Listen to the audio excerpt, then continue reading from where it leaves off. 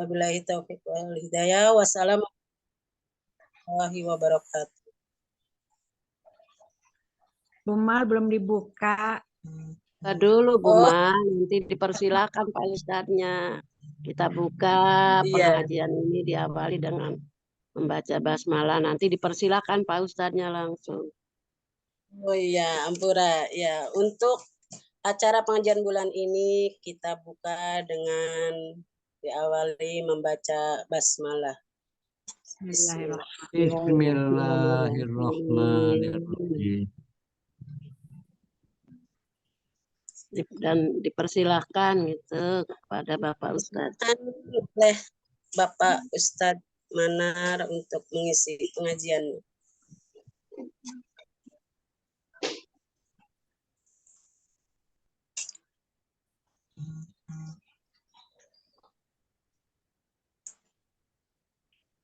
Jadi ada berapa ratus ini pesertanya?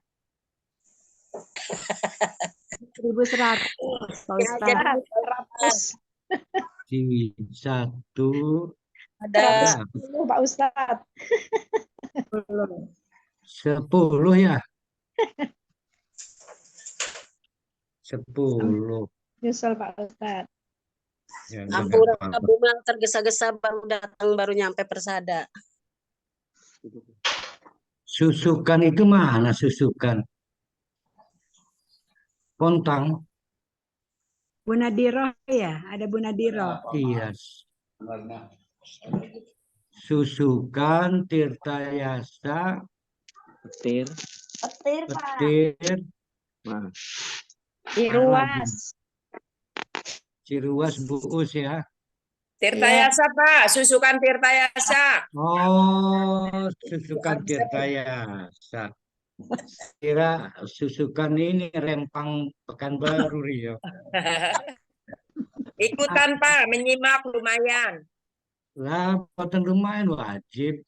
Selalu gabung Pak kalau ada Zoom, yang penting dikasih link.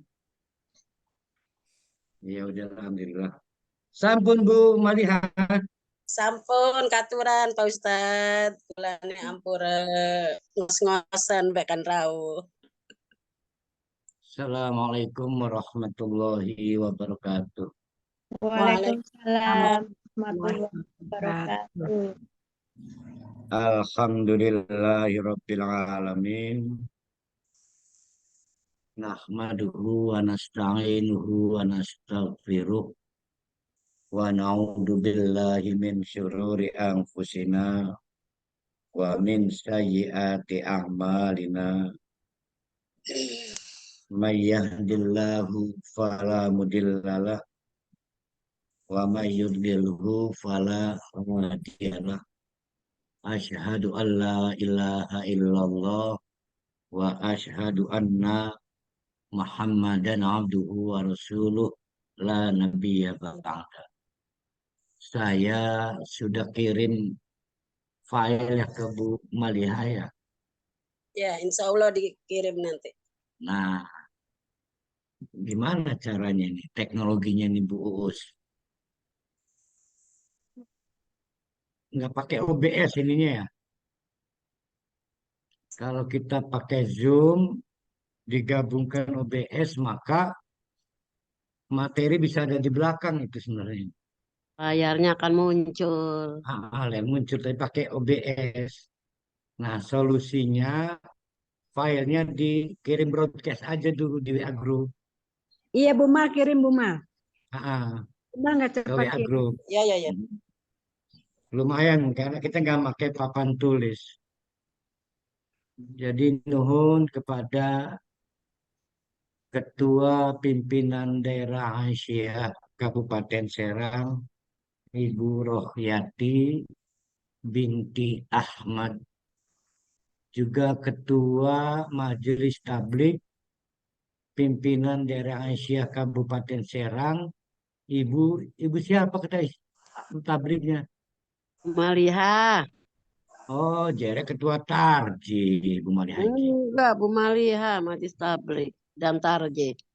Oh, Majelis Tablik dan Tarji. Ibu Maliha.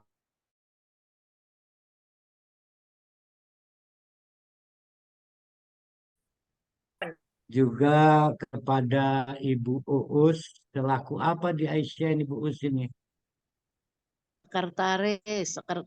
Sekretaris Pimpinan Daerah Aisyah Kabupaten Serang, juga seluruh komponen yang tergabung dalam pengajian bulanan ini. Sebetulnya strategi pengajian melalui Zoom itu sudah hebat, mengingat kecamatan di Serang ini terlalu banyak, luas, butuh biaya besar. Kalau kita untuk pertemuan secara rutin, butuh waktu juga. Maka dengan pilihan strategi pengajian secara rutin melalui Zoom, itu udah hebat.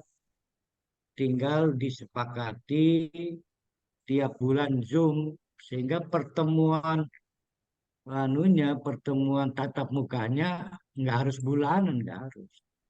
Bisa ikut pengajian wilayah Aisyah Provinsi Banten, kan ketemu juga. Ini lebih menghemat, lebih juga membantu. Khawatir beberapa memang punya kendala yang berkaitan dengan untuk datang ke suatu tempat. Nah, ibu-ibu sekalian yang berbahagia, nah iki malah padiki ki Aisyah wadon iki.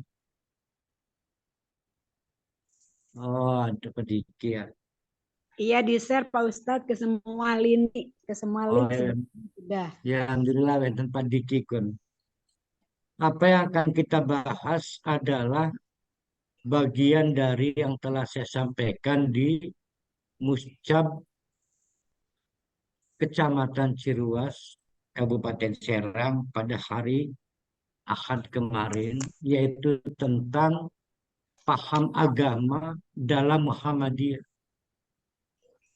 Jadi orang bermuhammadiyah itu punya resiko. Resikonya harus menyesuaikan diri, tunduk dan patuh pada keputusan pimpinan pusat Muhammadiyah. Salah satunya adalah mengenai paham agama. Jadi boten bangkit memahami agama secara sekesedek. Di sisi lain ini penting. Kenapa penting? Karena memang faktanya pada hari ini kalau kita sebagai orang Muhammadiyah atau Aisyah tidak istiqomah terhadap paham agama yang kita sepakati, maka bisa kita ketarik ke kanan, ketarik ke kiri. Berkembang dua aliran kuat sekarang ini. Tidak di Ciruas, tidak di Tirtayasa, tidak di Pontang. Di seluruh belahan manapun termasuk di Serang, Kabupaten. Ada tarik-menarik. Ada Islam garis keras sebelah kanan. Ada Islam garis keras sebelah kiri. Yang kanan disebut ekstrim kanan. Yang kiri disebut ekstrim kiri. Nah, Muhammadiyah ada di mana?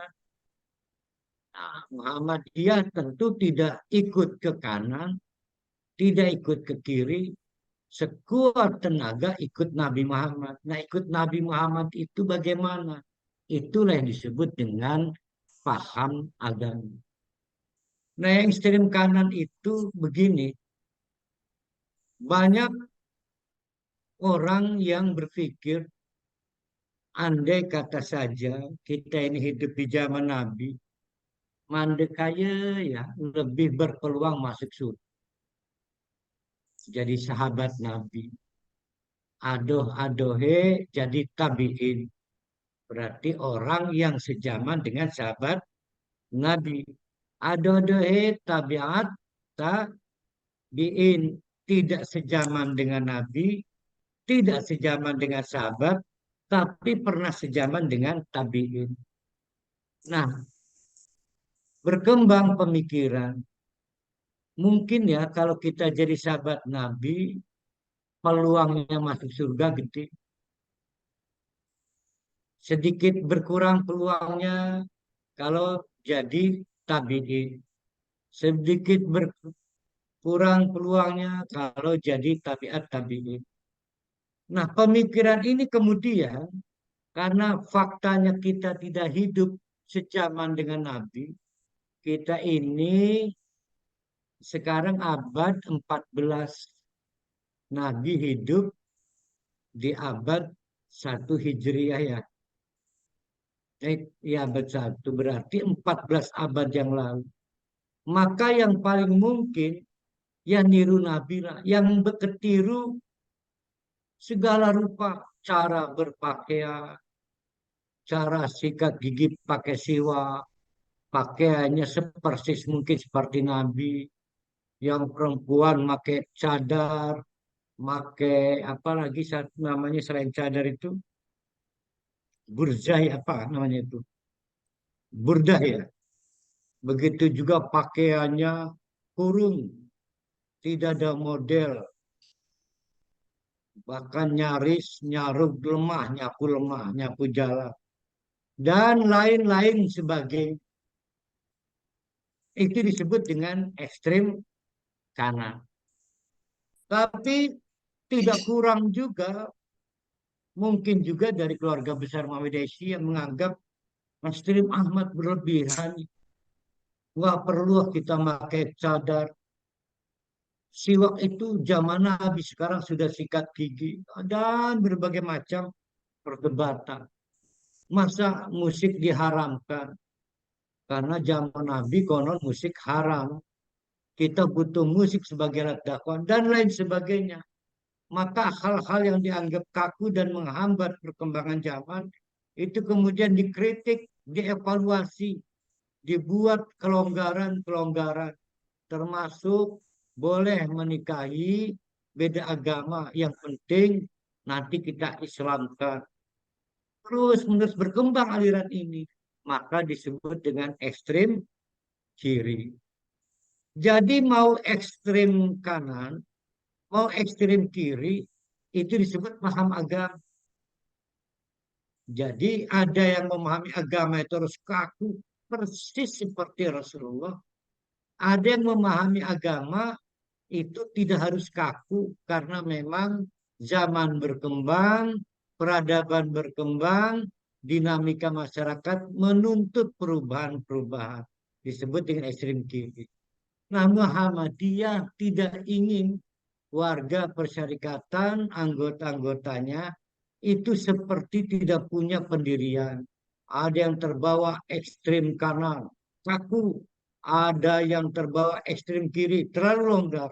Tapi kita ingin melihat seperti apa Nabi Muhammad.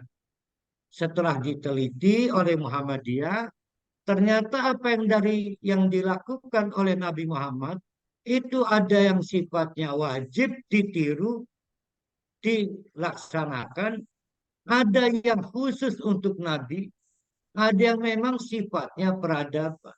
Maka dikelompok-kelompokkan.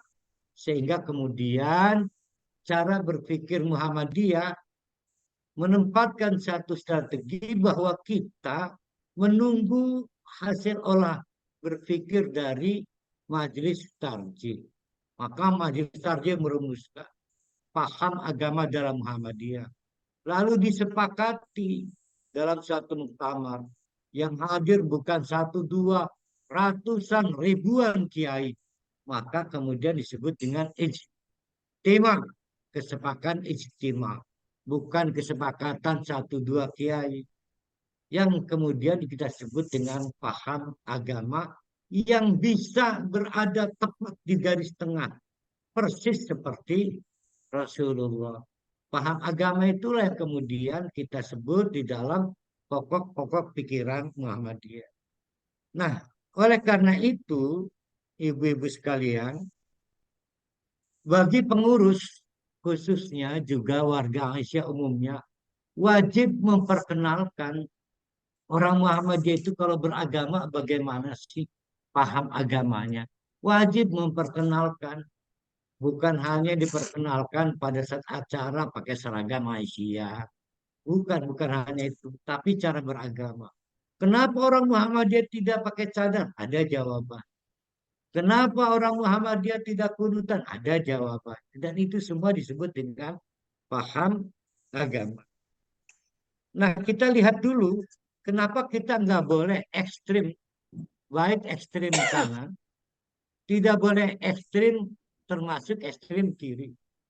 Karena memang terlarang.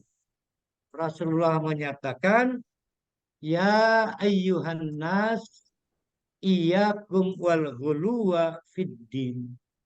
Wahai semua manusia, kalau pengen Islamnya itu diaku sebagai Islamnya Nabi Muhammad dan tidak hancur karena yang dulu-dulu sudah hancur, maka iyyakum wal ghuluwa, jauhilah sifatnya berlebih-lebihan dalam beragama, berlebih-lebihan dalam agama.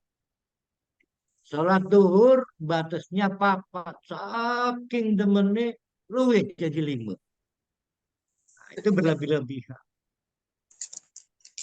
Nah, orang-orang dulu berlebih-lebihan dalam agama.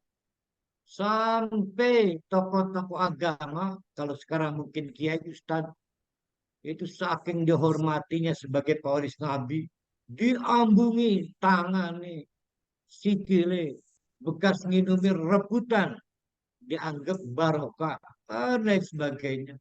Bahkan tidak ada persoalan kecuali jaluk ning kiai, jaluk jalan keluar. Sehingga tokoh-tokoh agama di zaman sebelum Nabi Muhammad itu akhirnya bersifat sewenang-wenang. Karena bisa mengatur segala urusan yang menyangkut urusan manusia. Nah, itu disebut dengan berlebihan. Tapi yang lawannya juga tidak kalah hebat, yang ekstrim kiri. Wah, ini dianggap berlebihan dan lain sebagainya. Nabi Muhammad menjelaskan, sudah cukup ya. Yang dulu-dulu hancur karena berlebihan. Maka sekarang tidak boleh berlebihan. Harus sesuai batas. Dibatasi sebatas apa yang dicontohkan oleh Nabi Muhammad. Ya.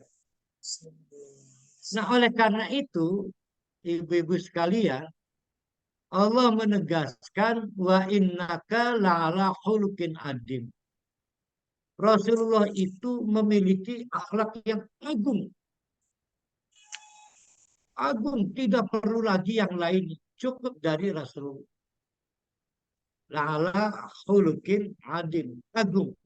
Cukup dari Rasulullah. Tidak perlu lagi tambahan. Tidak perlu lagi pengurangan. Nah, itu yang disebut dengan wasatiyah. Di Muhammadiyah ada istilah wasatiyah. Yang tengah-tengah.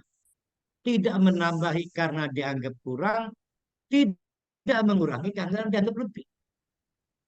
Apakah menambahinya itu dengan alasan adat istiadat? Tidak perlu. Apakah menguranginya karena dianggap menghambat kemajuan? Tidak perlu. Harus persis. Karena la'ala khuluqin adim. Nah, oleh karena itu mari kita urut bagaimana Islam itu sebetulnya sejarah. Ibu-ibu sekalian, sejak zaman Nabi Adam, nama agama itu cuma satu. Namanya agama Islam. Cuma satu agama. Ganti Nabi lagi, agamanya tetap satu. Namanya Islam. Cuma nabinya diganti. Ada Nabi yang diganti karena dianggap gagal. Karena dianggap gagal, umatnya dibinasakan oleh Allah. Habis umatnya. Ditimbulkan oleh Allah umat baru, nabi baru, tapi agamanya tetap satu, Islam. Sehingga umat yang baru ini dengan nabi baru, dengan agama yang lama, sifatnya memperbaiki Islam sebelumnya. Diperbaiki lagi oleh nabi berikutnya, diperbaiki lagi oleh nabi berikutnya, diberi kitab, kitabnya dianggap kurang sempurna, diganti lagi dengan kitab berikutnya. Taurat diganti dengan Injil, Zabur diganti dengan Taurat, Taurat diganti dengan Injil. Semua pergantian-pergantian itu oleh Allah disebut dengan takmilun.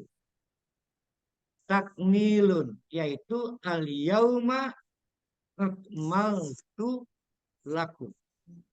Al-yauma kata Allah, sudah ya cukup al-yauma hari ini, akmaltu sudah saya sempurnakan. Takmil berarti menyempurnakan dari segala sesuatu yang sebelum-sebelumnya oleh Allah dianggap tidak sempurna. Ada yang tidak sempurna nabinya, kata Allah, al-yauma akmaltu lakum. Saya kasih nabi yang paling sempurna. Namanya Nabi Muhammad.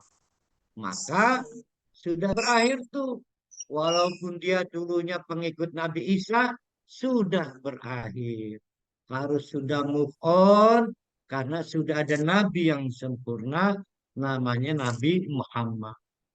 Apalagi yang disempurnakan oleh Allah, yaitu kitab sucinya.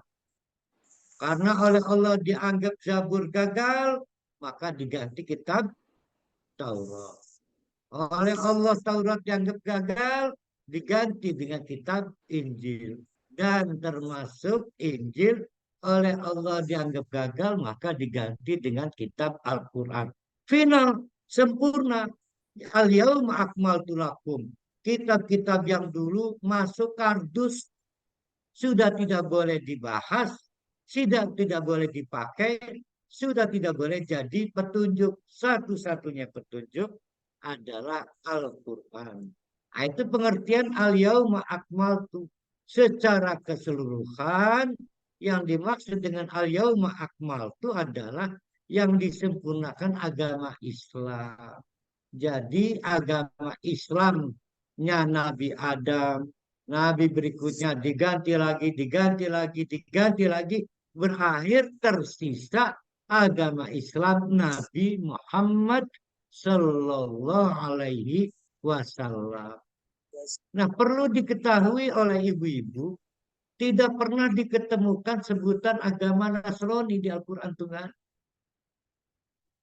Jadi di Al-Quran itu tidak pernah diketemukan sebutan agama Nasrani. Juga tidak pernah diketemukan sebutan agama Yahudi ada. Satu-satunya sebutan agama cuma satu, yaitu Islam.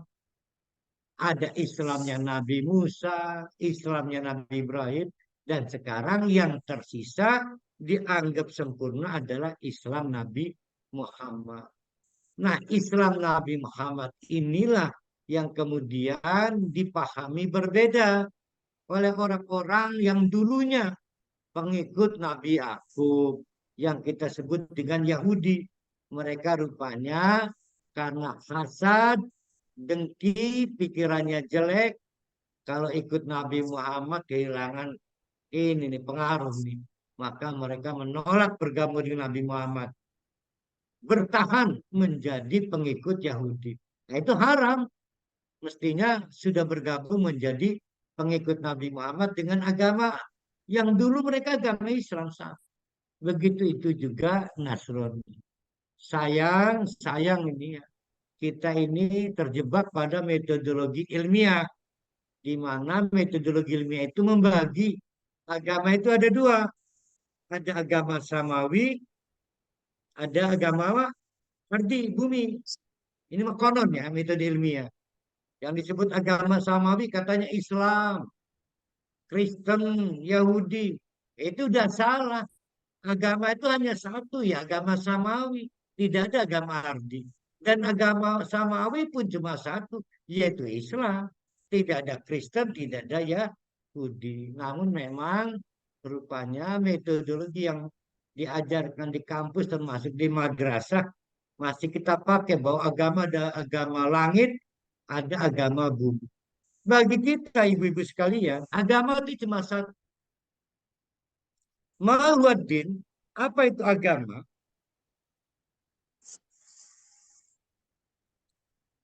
Agama itu adalah masyara'ahullahu ala anbiya'i. Itu kalau di file ada di subjudul bagaimana Islam yang dipahami Muhammadiyah. Nanti ke depan Bu Uus, Zoom-nya ditingkatkan dengan OBS. Jadi nanti teman-teman partisipan yang ikut Zoom masih bisa lihat ini grafis. Ya. Kalau kesulitan minta tolong Pak Diki, itu ahli IT. Sehingga orang walaupun ikut Zoom tetap bisa bisa lihat grafis. Nah, di antara grafis yang penting itu apa agama itu? Ingat agama ya, karena nanti kita akan menjawab apa agama Islam itu. Ada dua yang mau kita tanyakan. Laju ari mekoten agama niku napa lan agama Islam niku napa. Agama menurut Muhammadiyah adalah masyara'ahullahu ala lisani anbiya'ihi. Semua yang pernah disyariatkan oleh Allah kepada para nabi-nabinya. Itu agama. Nabi Nabi Adam, Nabi Soleh, Nabi Hud, Nabi Yunus.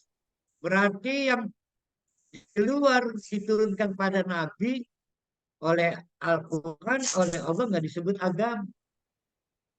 Ya, kan sekarang ini kita masih menganggap Hindu itu agama. Lah, siapa pendirinya agama Hindu namanya itu? Siapa? Siddhartha Gautama ya. Nah, Siddhartha Gautama masuk nggak dalam ya Siddhartha Gautama dan lainnya lah, termasuk Eden siapa? Lia Eden. Siapa lagi? Selain Lia Eden, yang Ahmadiyah itu apa namanya itu? Apa Mirza Ghulam Ahmad. Nah, kita lihat nama-nama itu seperti Siddhartha Gautama, Mirza Ghulam Ahmad, kemudian siapa lagi? Lia Eden. Itu masuk nggak dalam nama-nama Nabi yang pernah disebut di Al-Quran? Minimal 25 nama Nabi deh. Ternyata dari 25 daftar nama Nabi itu tidak ditemukan Siddhartha Gautama. Nggak ada kan? Tidak ada kita mengenal Nabi namanya Nabi Siddhartha Gautama. Nama Nabi Mirza Ghulam Ahmad tambah juga nggak pernah. Ada lagi orang Indonesia itu bikin agama namanya Lia Eden. Masuk nggak daftar nama Nabi? Nggak masuk. Maka klaim bahwa itu agama salah menurut konsep Allah dan Al-Quran. Menurut Muhammadiyah yang namanya agama adalah apapun yang diturunkan Allah kepada itu agama itu dari sejak zaman Nabi Adam sampai terakhir Nabi Muhammad Shallallahu Alaihi Wasallam. Nah, agama itulah yang kemudian berisi ada perintah. Perintah sholat itu zaman Nabi Ibrahim udah ada. Perintah infak semua perintah, perintah menikah semua ada. Perintah juga larangan, larangan berzina, bukan barang baru sampai hal-hal yang menyangkut bagaimana orang hidup berbahagia di dunia dan akhirat sejak zaman Nabi Adam sampai Nabi Muhammad. Nah, itu disebut dengan agama. Tapi kalau pertanyaannya apa itu agama Islam? Beda lagi tuh. Kita ulang, kalau agama adalah apapun yang diturunkan oleh Allah kepada para nabinya, jumlahnya selama ini kita kenal 25 termasuk Nabi Muhammad. Kalau agama Islam adalah alladzi ja'a bihi Muhammadun, adalah segala sesuatu yang dibawa oleh Nabi Muhammad. Itu agama Islam.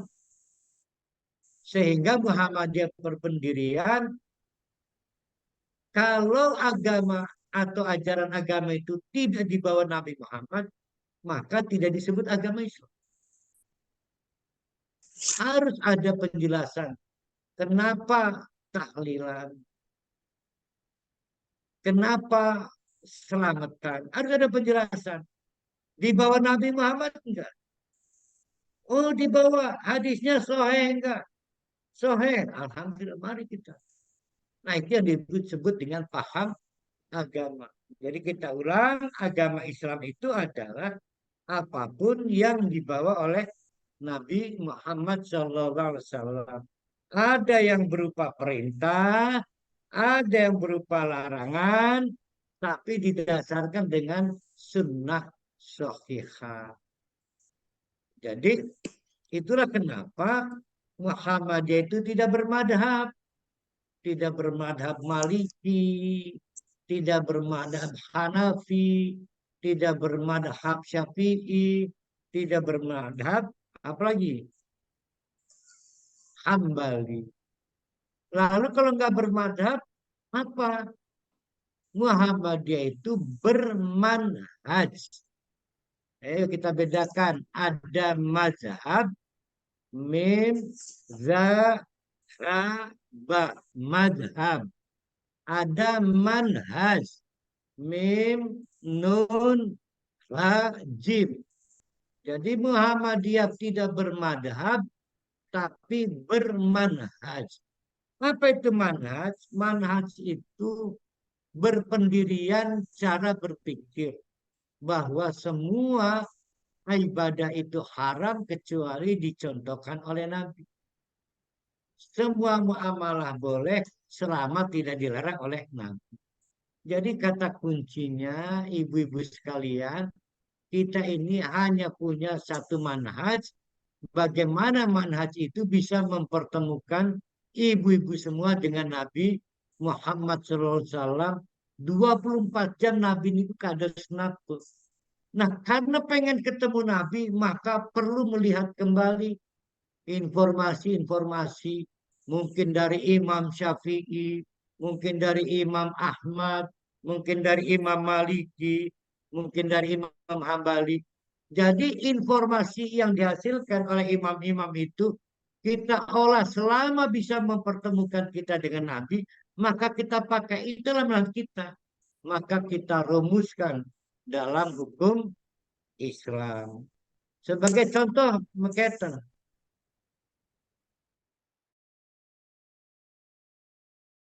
Saat 5 waktu, tanda masuk waktunya apa? Adan. Setiap kali adan, maka sholat 5 waktu, tandanya masuk. Adan dohor, kangge sholat dohor. Adan asar, kangge sholat asar, dan seterusnya.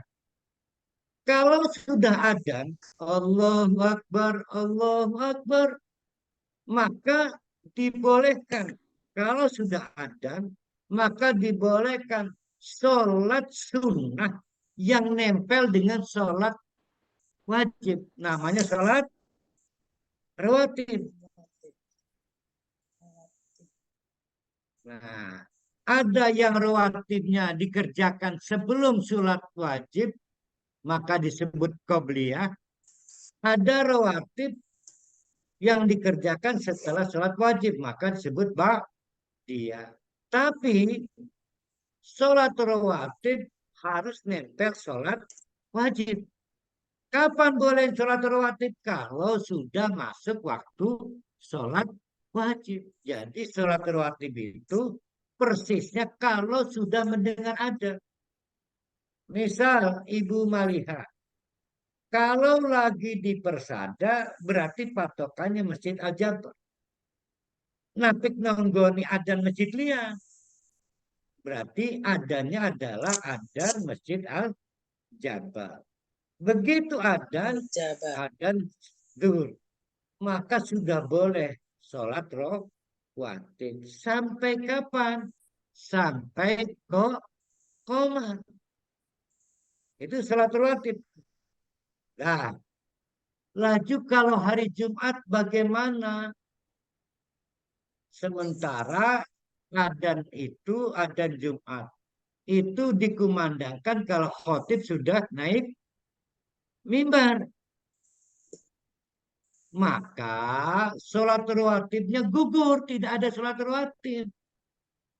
Dan nabinya tidak pernah sholat rawatib kalau pas sholat Jumat. Namun sebelum khotib naik ada sholat yang juga rada nempel dengan sholat wajib. Namanya sholat tidur. Sholat menunggu naik mimbarnya khotib Jumat. Tapi sholat rawatib ba'diyah setelah sholat Jumat ada.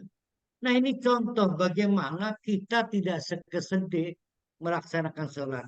Nah sholat rawatib itu disebut nafilatun. Nafilatun itu apa itu? Tambahan.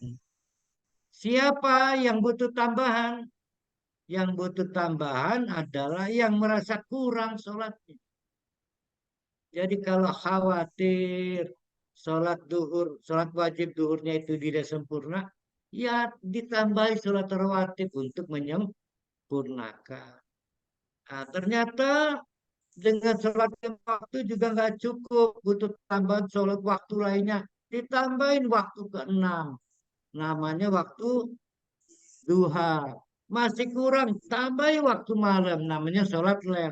Jadi berapa waktu? Sudah 7. Nah, semua tambahan-tambahan itu disebut nafilatun. Sholat tambahan bagi yang merasa kurang dengan sholat wajib itu.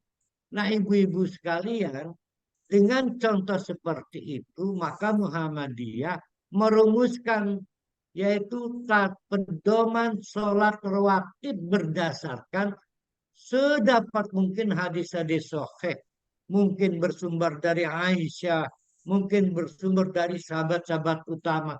Jadi sekesedek.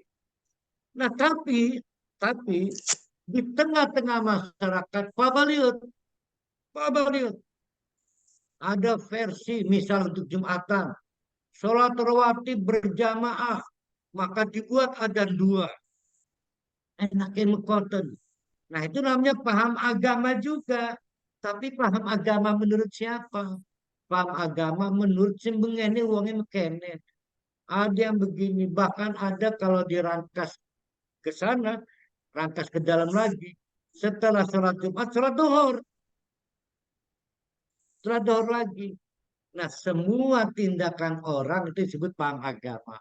Nah, kita bersyukur, ibu-ibu sekalian, ibu-ibu ya, bersyukur paham agamanya adalah paham agama menurut Muhammadiyah, di mana Muhammadiyah berpendirian bahwa kita sedapat mungkin harus bermanhaj mempertemukan kita dengan contoh-contoh Rasulullah Shallallahu Alaihi Wasallam. Kemudian ibu-ibu sekalian yang berbahagia supaya paham kalau debat dengan kelompok-kelompok tertentu itu di tengah-tengah pergaulan ibu-ibu ada namanya kelompok salafi. Biasanya sing wadone jubai gebrak-gabrikan ya. Gede jubahnya, yang lelakinya pakai cingkrang supaya mata kakinya kelihatan. Ustadz itu kenapa kok ya berbeda daripada ittiba kepada Rasulullah, yang salafi begitu, yang kita begini. Kita kok kayak longgar, sana kayak ketat. Maka kita jelaskan sebagai berikut. Perbedaan ini disebabkan oleh manhaj. Manhaj itu sistem berpikir.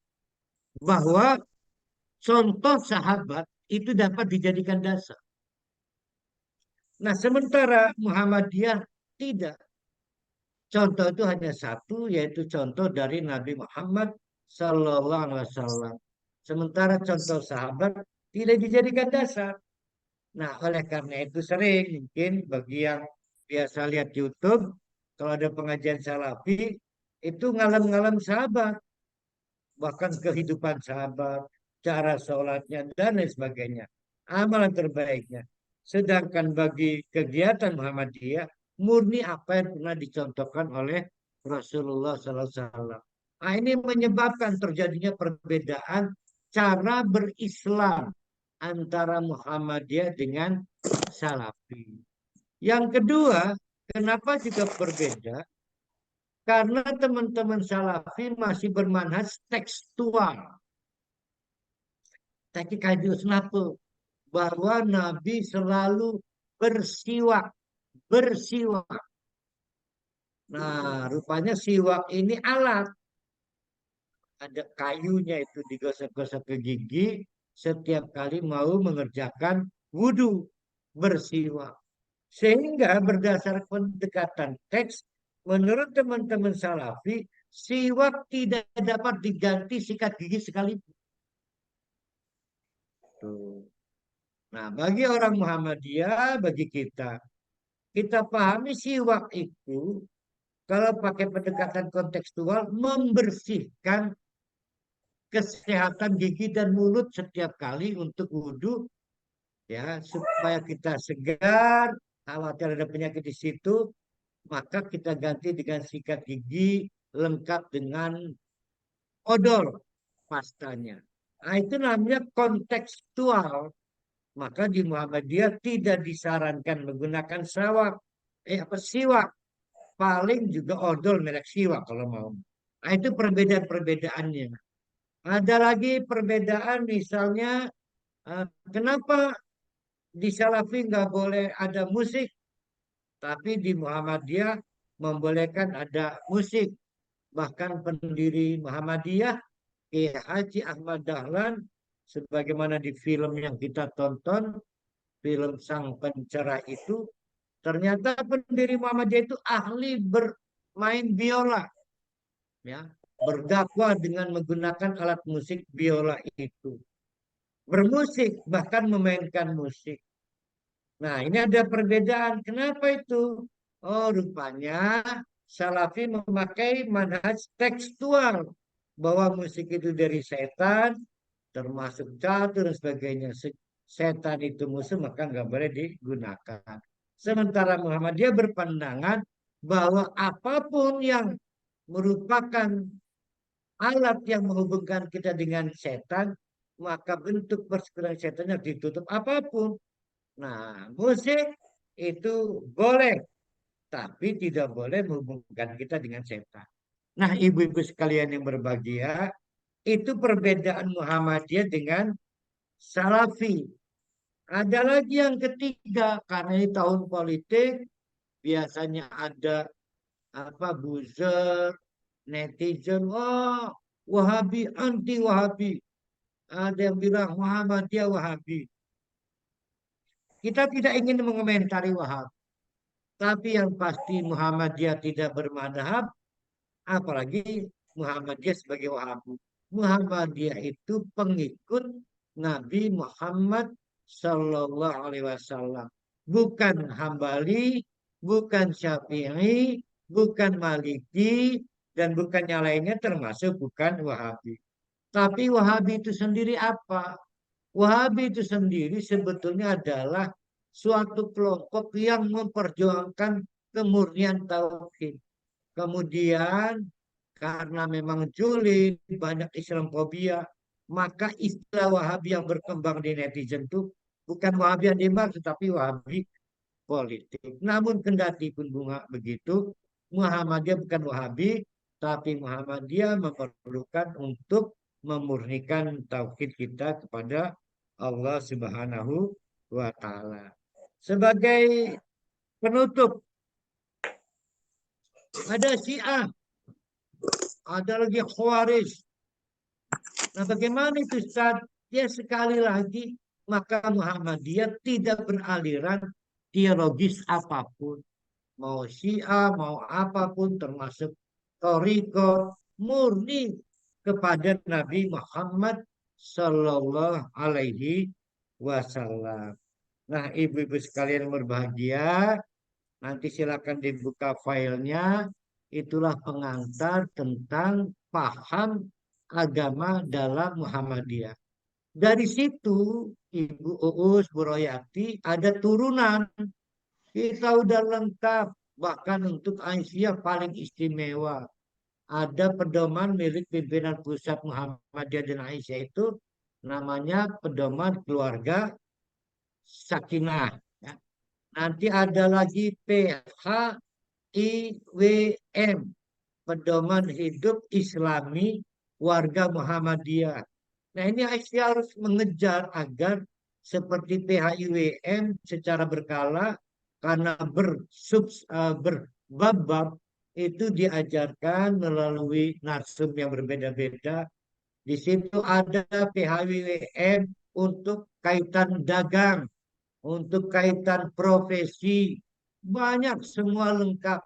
Nanti akan membentuk karakter memang orang Muhammadiyah, orang Asia itu berbeda, ya, bukan hanya berbeda pada saat memakai seragamnya. Termasuk adalah muqaddimah anggaran dasar Muhammadiyah atau MADM.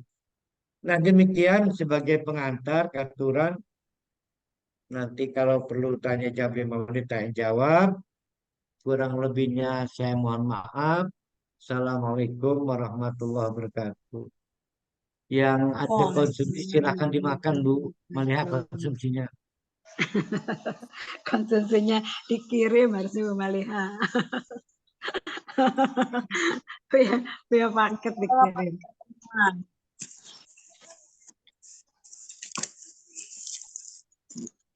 Ya, Katuran.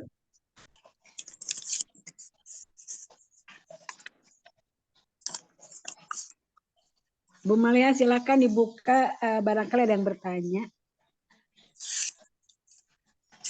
Untuk pertanyaan ibu-ibu dimulai dari Ibu Maliha dulu aja lah.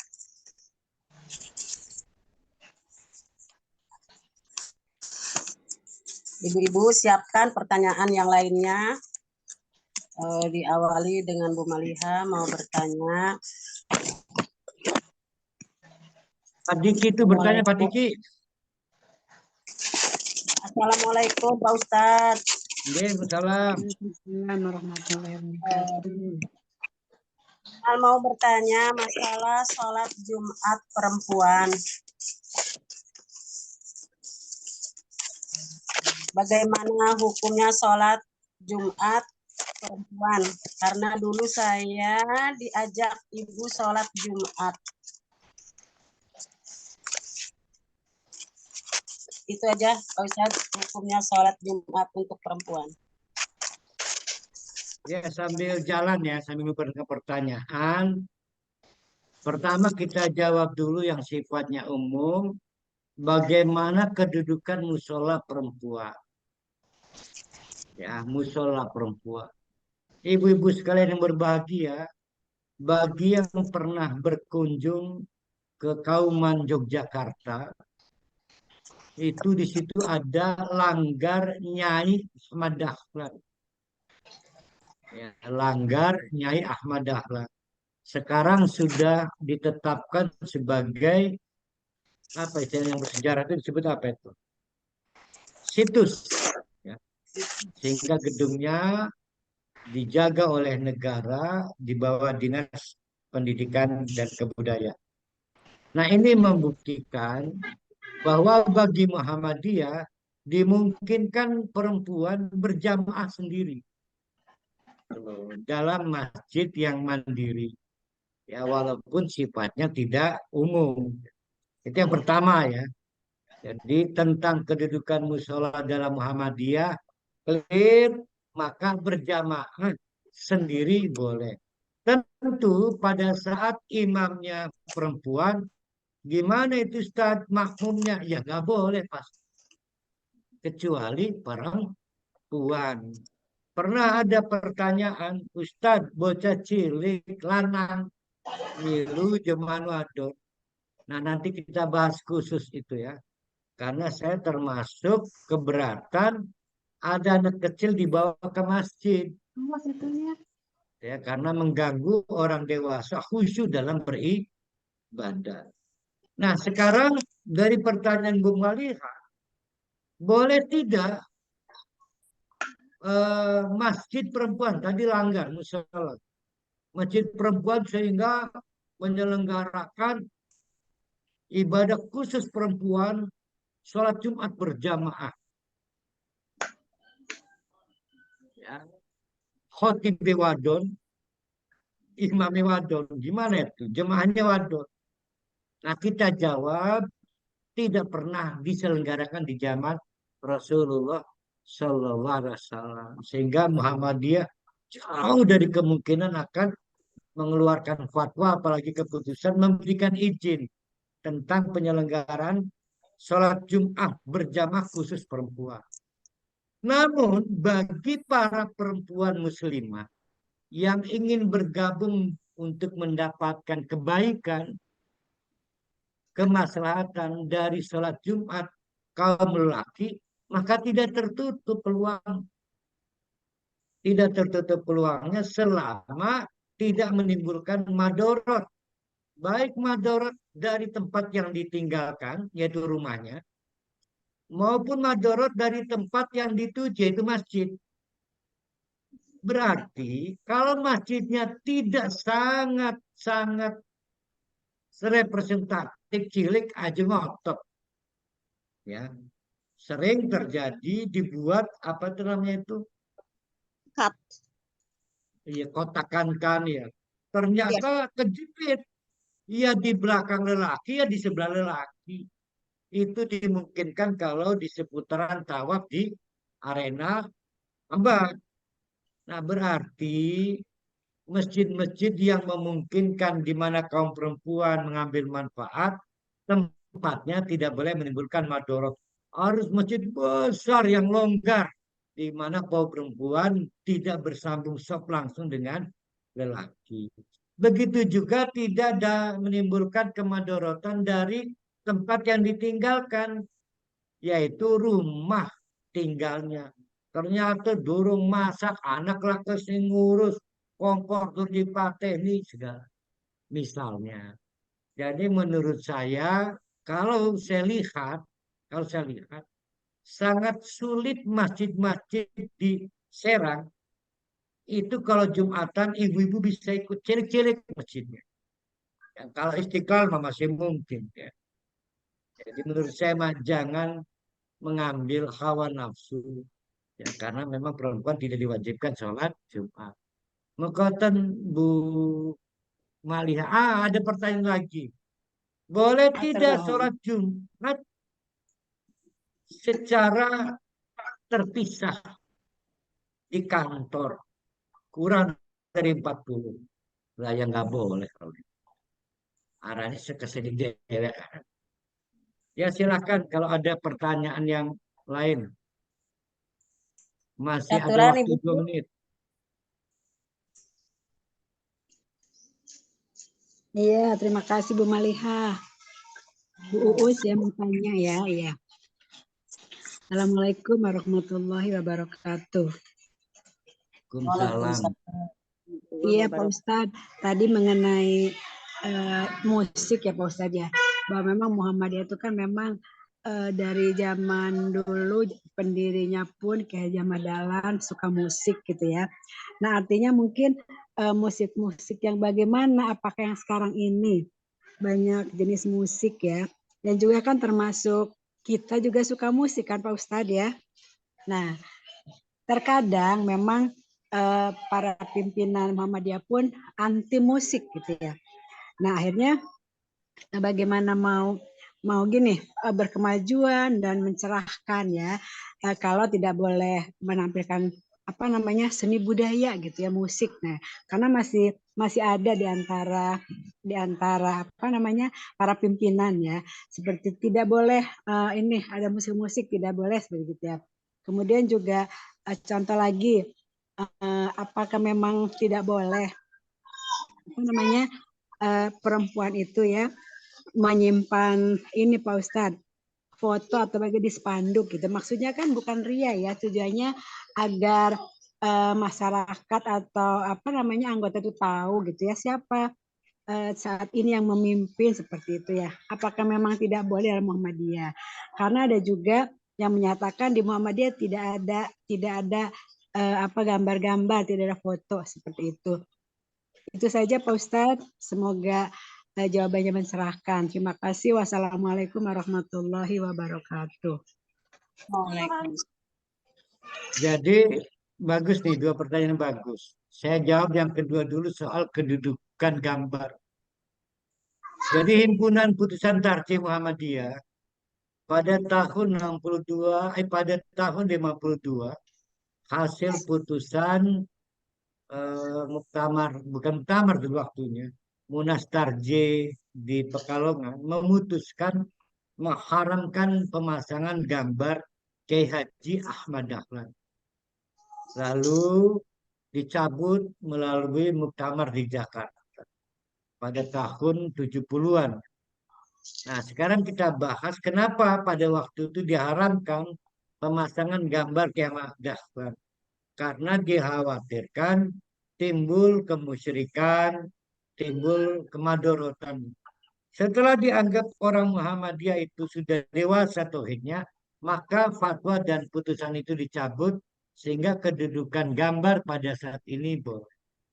Nah, kalau kita lihat dari sejarah manhaj seperti itu, sebetulnya apapun haram kalau menimbulkan kemadorotan.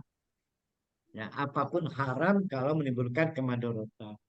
Nah, kita tanya sekarang, timbul madorot enggak masang foto saya di flyer, di spanduk, itu saya, lalu ibu-ibu. Nah, menurut saya tidak madorot kalau sepanjang menjadi bagian dari komunikasi publik untuk materi dakwah. Ya, tidak harus yang kan ini kan endos-endosan, jadi tidak madorot. Maka sifatnya boleh dan juga bisa bernilai dakwah. Nah, yang kedua, tapi pertanyaan pertama, bedakan antara tidak senang musik dengan berpaham bahwa musik itu haram. Nah, yang kita bicarakan adalah berpaham bahwa musik itu haram. Nah, itu namanya paham agama. Nah, Muhammadiyah berpaham bahwa musik itu tidak haram. Keharaman musik seperti keharaman yang lain, yaitu timbul apabila menimbulkan madorot. Enggak hanya musik, mangan madorot, kakek mangan haram. Begitu juga musik. Malah saya mah penggemar lagu-lagu modern. Saya mah lagu Gia Indarwati aja hafal saya. Saya mah lagu Amin Sedunia aja hafal saya. Lagu apalagi yang aneh-aneh aja saya mah hafal. Jadi keharaman musik teman-teman salafi itu dianggap secara tekstual itu adalah perilaku setan. Semua perilaku apabila berbalut hawa nafsu ya setan. Salat juga kalau pakai hawa nafsu ya setan. Puasa pakai hawa nafsu ya setan. Bahkan ada istri sangat berbakti pada suaminya. Ternyata bukan paham agama, tapi karena hawa nafsu. Ya setan sama. Sama-sama berbakti pada suami. Yang satu karena paham agama, berharap pahala. Yang satu karena hawa nafsu, saking demen ini laki ini. Ya tetap setan. Jadi semua yang di background hawa nafsu, termasuk musik dan yang lainnya, sifatnya dapat menimbulkan keharaman. Saya kira begitu Bu Uus, Bu Malia. Tapi saya ingin menyarankan ya, karena Muhammadiyah itu bukan jereh dan jereh. Muhammadiyah ini organisasi yang tua dan panjang usia karena tertib berorganisasi, beradministrasi, termasuk penerapan hukum Islam itu ada dasar dan ada publikasinya. Memang pimpinan dari Aisyah harus mengkurikulumkan pengajian ini dengan misalnya produk-produk fikih karena kita punya banyak fikih. Ada fikih informatika. Nanti ibu-ibu belajar di situ cara menggunakan HP menurut hukum Muhammadiyah. Ada fikih keluarga sakinah, ada fikih rumah dan macam-macam. Itu sebaiknya dijadikan kurikulum pengajian bulanan. Sehingga kita mengenal secara detail kenapa ini dibolehkan, kenapa ini nggak dibolehkan. Jadi itu saran saya ya. Karena selama ini sarana seperti itu didapat kalau lagi pengajian kemuhammadiyahan. Biasanya Darul Arkom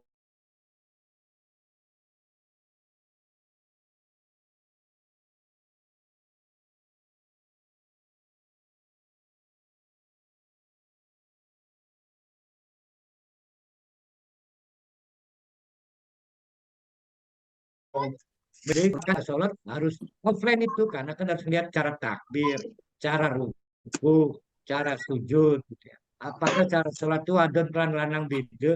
Nah, sama-sama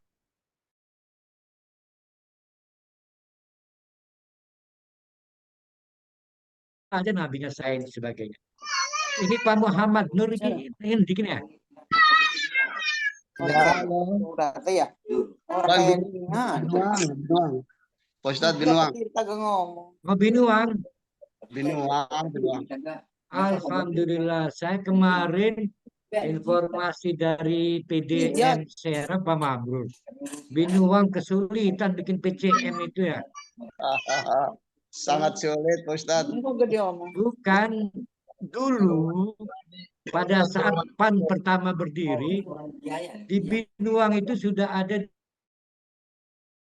DPC PAN yang merupakan alumni SPK dan SMA Muhammadiyah. Kalau kita rintis ulang masih bisa bikin PCM Binuang begitu Pak.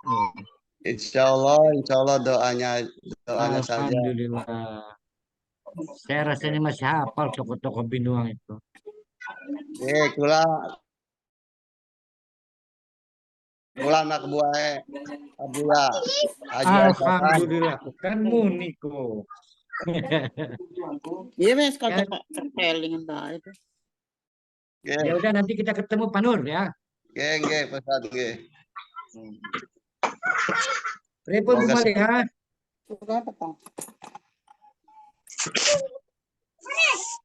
Ya Pak. Cikesal nggak ada Cikesal.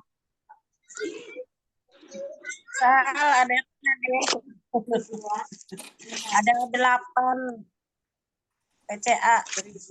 Iya, Jubaida Petir. Bagi yang tinggal di Cikesal, Lurah Dahunya anak buah saya itu. Siapa? Ali Rohman. Pak Ali Rohman. Lurah Dahu ya. Artinya silakan dirintis lah. Berarti Pasir Manggu ya Pak ya? Ya betul. Sebelum Asa ada ya Pak? Persis pas belokan setelah sadar. Itu Belokan. ini Yang apa ada namanya? salon itu. Musolanya Al Kausar. Betul banget Al Kausar. Nanti Nah, insya saya Allah. kampanye di Al Kausar itu. Betul. Bapak Bisa di sana. Artinya kita gairahkan kembali lah Aisyah Muhammadiyah di kecamatan-kecamatan yang sebetulnya kita punya potensi, punya sekurang-kurangnya satu majelis pengajian. Iya Ya, betul. Bu Malihaya. Iya. Ya Pak. Mudah-mudahan semuanya bisa. Iya lewat Zoom, jadi yang tidak bisa tatap muka itu kan lebih efektif, efisien ya. Iya. Atau bisa menyeluruh sebetulnya ya. Cikesal itu saat ini vakum ya, jadi PCA-nya, PCM-nya juga vakum. Nah memang Tapi harus jemaahnya masih banyak itu, Bus. Iya, berarti nanti harus di itu ya rencana jadi kami Cikesal besok itu mau ke Cikesal. Jadi Iya. Cuman Cikesal itu, organisasiannya belum paham itu Bu. Tentang ini organisasi. saya mau menceritakan Cikesal.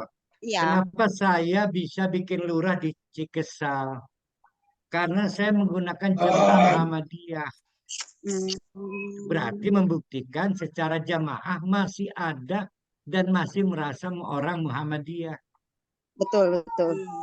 Cuma secara kelembagaan belum, PCM-nya sedang mati, PCA-nya sedang mati. Korep.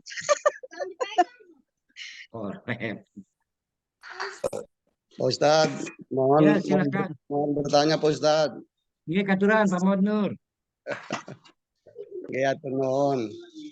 Pertanyaannya hanya sekitar barangkali bagaimana caranya supaya warga Muhammadiyah itu betul-betul bermuhammadiyah dengan sebaik-baiknya begitu tuh di seluruh warga Muhammadiyah Kabupaten Serang saja, khususnya di PCM sampai ke Ranting, karena melihat masih banyak yang sudah masuk di dalam organisasi Muhammadiyah, tetapi di dalam bermuhammadiyah itu masih jauh seperti saya, barangkali masih banyak kekurangan begitu Pak Ustadz. Ini trik-trik yang untuk menghadapi hal-hal supaya merata ke pelosok-pelosok itu. Udah kalau bicara soal TBC mah itu mah udah dari dulu itu dibahas Pak Ustadz ya. Hal-hal lain lah. Hal-hal lain seperti halnya contoh kecil barangkali yang sudah diputuskan oleh Muhammadiyah bahwa merokok itu adalah haram, tetapi kenapa orang Muhammadiyah sendiri masih banyak yang merokok begitu tuh. Walau alam bisawab seperti apa kekuatan hukum haramnya saya tidak paham begitu. Mohon penjelasannya Pak Ustadz. Iya, jadi di Muhammadiyah itu ada fatwa, ada putusan. Fatwa adalah segala sesuatu yang ada biasanya tanya jawab jadi selama dia. Ada putusan lewat muktamar. Nah, yang wajib disosialisasikan itu yang putusan itu. Nah, lembaganya namanya Lembaga Majelis Tabligh. Jadi kesulitan kita di Muhammadiyah itu adalah hampir setiap muktamar ada putusan, terakhir fikih informatika ya. Fikih air. Nah, itu belum tersosialisasikan karena tidak punya lembaganya. Nama lembaganya pengajian. Nah, jadi jalan keluarnya memang setiap kecamatan harus punya pengajian untuk wadah mensosialisasikan putusan-putusan Muhammadiyah yang telah diputuskan di muktamar. Banyak termasuk fikih bencana, fikih informatika, dan lain sebagainya. Jadi itu kelemahan kita, terutama kelemahan di Provinsi Banten ya. Karena pada hari ini Muhammadiyah di Banten itu ada 3 pendekatan nih. Pertama disebut kelompok Muhammadiyah karena ada tetenger amal usahanya. Bisa karena perguruan tinggi, UMT, UMB, SMA, SMK. Itu maka disebut Muhammadiyah itu baik karena dia pegawai, karyawan, ataupun berkecimpung di situ. Yang kedua karena kepemimpinan kepengurusan, mungkin PDM, PCM. Nah, yang ketiga nih, biasanya komunitas orto. Jadi sampai hari ini yang disebut dengan pengajian Muhammadiyah itu hanya beberapa titik. Padahal kalau mengacu pada ketentuan anggaran dasar dan anggaran rumah tangga Muhammadiyah, yang disebut dengan warga Muhammadiyah itu paling rendah adalah pengajian di tingkat ranting. Bukan rantingnya pengajian. Nah, sayang masih jauh harapan dari itu. Jadi kalau melihat yang pertama amal usaha, kayak ada gula ada semut. Nah, amal usaha berebut kan gitu ya. Nah, kalau kedua lamun lagi dilantik pengurus euforia, paling setahun nonton. Nah, yang ketiga namanya kelompok komunitas. Biasanya yang komunitas ini harus seleksi KPU, seleksi komisi informatika, baru tuh rame itu berebut tuh. Karena ada rekomendasi. Nah, itu memang godaan dan tantangan bermuhammadiyah ya. Kita masih jauh dari harapan, tapi kita tahu masalah yang penting. Sehingga ke depan yang perlu kita lakukan adalah selain perbaikan manajemen kepengurusan adalah menandai Muhammadiyah itu adalah pengajian. Mau ada amal usaha ataupun tidak ada amal usaha. Bikin contoh gini, Cikesal. Nah, itu ada SD Muhammadiyahnya enggak itu? Ada masjidnya itu, masjidnya namanya Al-Kautsar, ada Al-Furqon. Nah, tapi jemaahnya ada, akhirnya tidak tergarap karena tidak ada amal usahanya. Nah, nanti sambil jalan di bawah kepemimpinan Ibu Royati, mudah-mudahan bisa diperbaiki. Bu Maliha, saya mohon diri karena harus pindah lokasi, ya. siap-siap. Kurang lebihnya mohon maaf. Assalamualaikum warahmatullahi wabarakatuh. Waalaikumsalam warahmatullahi wabarakatuh. Terima kasih Pak Ustadz udah ngisi materi, mudah-mudahan bermanfaat untuk kita semua.